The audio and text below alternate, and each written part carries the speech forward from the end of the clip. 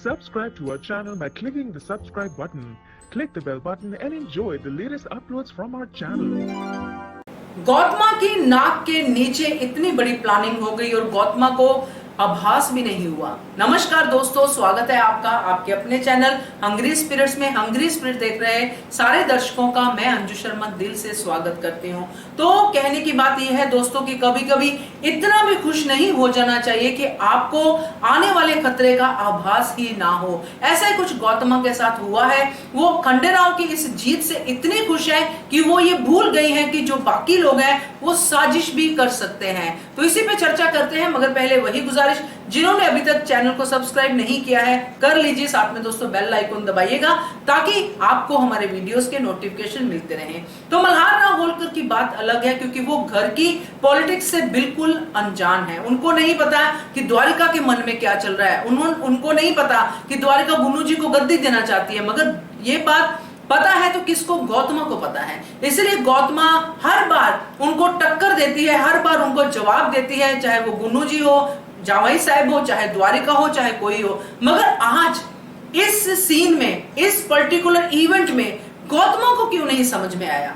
जबकि उसने डायलॉग में बोला, आके किचन में आती है, रसोई घर में आती है, अहल्या को लड्डू बनाते देखती है, एक बार भी अहल्या से बात नहीं करती है कि खंडेराव कहाँ पे है, एक बार भी नहीं पूछती है कि अहल्या यहाँ पे तुम क्यों बैठी हो, तुम्हें तो अपने गुरुजी के पास जाना है। कोई भी बात अहल्या से नहीं करती है, सिर्फ जाते जाते द्वारिका बाई साहब को विश्वास वाला पाठ पढ़ा देती है कि कभी कभी ऐसा हो जाता है कि आजकल तो वाड़े में बहुत कुछ हो रहा है, तो विश्वास तो होना थोड़ा सा मतलब डाउटफुल हो रहा है। तो ये बातें कहती है कि आप मेरा विश्वास नहीं तोड़ेंगे, ऐसा मैं जानती हूँ, एक स्टायर के तौर पे कह के चली जाती है। मगर इससे पेट नहीं भरता है दोस्तों, क्योंकि जिस गौतमा को हम देखते आए हैं खंडेराव के प्रति इतनी ज्यादा उनकी जो प्यार, उनकी जो रहती है, ध्यान रहता है खंडेराव की तरफ, वो उनका ध्यान क्यों नहीं गया?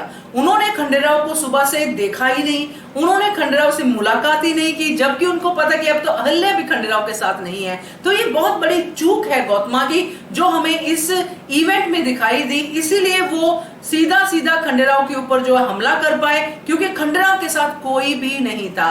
अहल्या की मजबूरी समझ में आती है, गौतमा की नहीं समझ में आती है, मल्हार राव होलकर की भी समझ में आती है, क्योंकि उनको कुछ पता ही नहीं है, उनके हिसाब से सब कुछ ठीक ठाक चल रहा है। मगर गौतमा को तो इस बात का खदशा होना ही चाहिए था। तो ये मुझे लगता है गौतमा की सबसे बड़ी चूक है, जिसकी वजह से खंडेराव को ये सब झेलना पड़ेगा, ये सब देखना पड़ेगा। आप क्या कहते हो? कमेंट कीजिए। देखते रहिए channel hungry spirits. Thank you so much.